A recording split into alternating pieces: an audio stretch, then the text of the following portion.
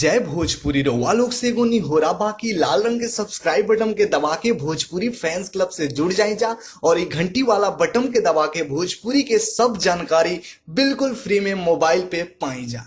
नमस्कार भोजपुरिया जहान। आज की रिपोर्ट में हम रउआ सबके बतावे जा रहल बानी पावर स्टार पवन सिंह से जुड़ल एक और बड़ी खबर के बारे में। जी हाँ दोस्तों, जैसन कि आप सभी जानते बानी जा कि पावर स्टार पवन सिंह और रवि किशन के एगो फिल्म आवे वाला बाटे मेरा महान भारत, जौना के ट्रेलर आप सभी देख ही ले बानी जा।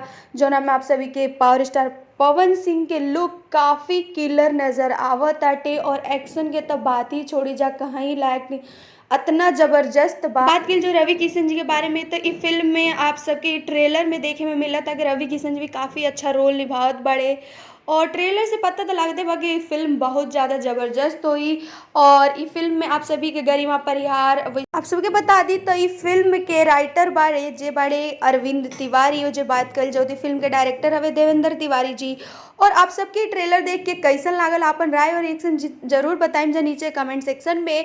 और हमरा के तो देख के तो बहुत ही ज़्यादा, बहुत ही मतलब कहल जानो धमाकेदार मतलब ट्रेलर बाटे। तो भाई बात कल जाओ तो दर्शकन के देखला से लागत आटे और उनका से डिमांड बाटे कि आवे वाला दिन में पावर स्टार पवन सिंह के साथे और भी भोजपुरी के जितना बड़े बड़े स्टार बड़े लोग तो मेरा भारत महान करके 2 मूवी आ सकताटे, जौना में कि आप सभी के खेसारी लाल यादव देख सकता रे और भी जितना भी एक्टर वाले लोग एक्ट्रेस वो लोग नजर आई लोग मेरा महान भारत करके 2 में। तो आप सबके का कहना बा कि मेरा भारत महान करके 2 आवे के चाहिए या ना, आपन राय जरूर नीचे कमेंट सेक्शन में बताई जा।